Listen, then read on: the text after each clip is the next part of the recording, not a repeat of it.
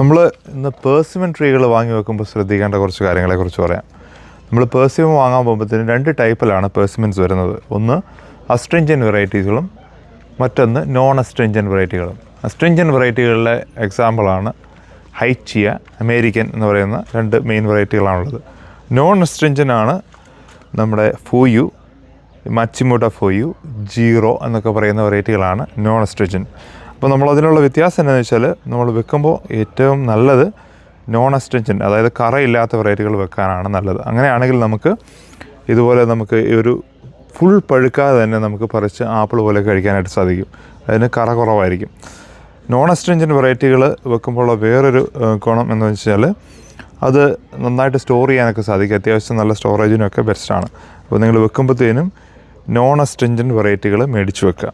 അപ്പോൾ വെക്കുമ്പോഴത്തേനും സാധാരണഗതിയിൽ നമ്മൾ ഏത് പ്ലാന്റ്, ഗ്രാഫ്റ്റഡ് പ്ലാന്റ് വെക്കുന്ന പോലെ തന്നെയാണ് ഇവിടെ. ഇതാണ് അതിൻ്റെ ഗ്രാഫ്റ്റിംഗ് പോയിൻറ്റ്. ഇപ്പോൾ നമ്മൾ വെൽ എബോവ് ഗ്രാഫ്റ്റിംഗ് പോയിൻറ്റിലാണ് വെച്ചിരിക്കുന്നത്. അപ്പോൾ നമ്മൾ ഇതിന് കറുത്ത റൂട്ടുകളാണുള്ളത്, ബ്ലാക്ക് റൂട്ടാണുള്ളത്. അപ്പോൾ ബ്ലാക്ക് റൂട്ട് നമ്മൾ വിചാരിക്കും ഇത് കേടായ റൂട്ടാണൊക്കെ സംശയിക്കുന്നത്. പക്ഷേ പേഴ്സിമൻ്റെ റൂട്ട് എപ്പോഴും ബ്ലാക്ക് ആയിരിക്കും. അപ്പോൾ നമ്മൾ പ്ലാന്റ് ചെയ്യുമ്പോഴത്തേനും ഗ്രാഫ്റ്റിംഗ് പോയിൻറ്റ് എബോവ് സോയിലിന് മുകളിൽ വരാൻ വേണ്ടിയിട്ട് ശ്രദ്ധിക്കുക. പിന്നെ ഇതിന് എപ്പോഴും ഒരു സ്റ്റേക്ക് കൊടുക്കുന്നത് നന്നായിരിക്കും. കാരണം ഭയങ്കര ബ്രിട്ടിലായിട്ടുള്ള ഇതിൻ്റെ കമ്പുകൾ ഭയങ്കര ബ്രിട്ടിലാണ്. അപ്പോൾ പെട്ടെന്ന് ഒടിഞ്ഞു പോകും. അപ്പോൾ സാധാരണ നിങ്ങൾ വെക്കുന്ന പോലെ വെക്കുക. എന്നിട്ട് ഇതുപോലെ ഒരു സ്റ്റേക്ക് ചെയ്ത് നിർത്തുക.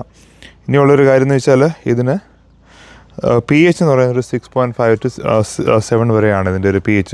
6 to 7 ഉള്ള pHൽ നന്നായിട്ട് ഇത് വളരും. പിന്നെ ഒരു 200 hours എങ്കിലും ചില്ലവേഴ്സ് വേണം. എന്നാലേ ഉള്ളൂ നമുക്ക് പേഴ്സിമൻ വെച്ചിട്ട് കാര്യമുള്ളൂ. ഇല്ലെങ്കിൽ ചില്ലവേഴ്സ് കിട്ടിയില്ല എന്നുണ്ടെങ്കിൽ നമുക്ക് പേഴ്സിമൻ ഉണ്ടാകത്തില്ല.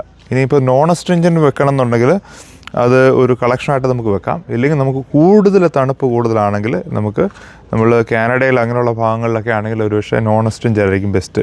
കാരണം അതിന് കുറച്ചും കൂടെ കോൾ ഹാർഡിയാണ്. അസ്ട്രിഞ്ചൻ വെറൈറ്റികൾ അസ്ട്രിഞ്ചനാണ് കോൾ ഹാർഡി ആയിട്ടുള്ളത്. അമേരിക്കൻ അല്ലെങ്കിൽ ഹൈച്ചിയ എന്നൊക്കെ പറയുന്നത് ഒത്തിരി തണുപ്പ് താങ്ങാൻ കഴിവുള്ളതാണ്. നോൺ അസ്ട്രിഞ്ചൻ വെറൈറ്റികളായിട്ടുള്ള ഇതുപോലത്തെ ഫൂയു, ജീറോ എന്നൊക്കെ പറയുന്ന സാധനം കുറച്ചും കൂടെ ഒത്തിരി തണുപ്പൊന്നും താങ്ങാൻ പറ്റില്ല. എന്നാലും നമുക്കൊരു -6, -7 ഈസി ആയിട്ട് പിടിക്കാൻ കഴിവുള്ള സംഭവങ്ങളാണ്. ഈ ട്രീയുടെ ഒരു പ്രത്യേകത എന്ന് വെച്ചാൽ കണ്ടോ, നമ്മൾ ഇലയെല്ലാം പോയി എങ്കിലും നമുക്ക് ഫ്രൂട്ട് ഇതുപോലെ നല്ല മനോഹരമായിട്ട് ഉണ്ടായി കിടക്കും. നല്ല ഭംഗിയുള്ള ഫ്രൂട്ടാണ്, നല്ല ഭംഗിയുള്ള ഒരു ട്രീയും കൂടെയാണ്. അപ്പോൾ നമ്മൾ സാധിക്കുമെങ്കിൽ വെക്കുക.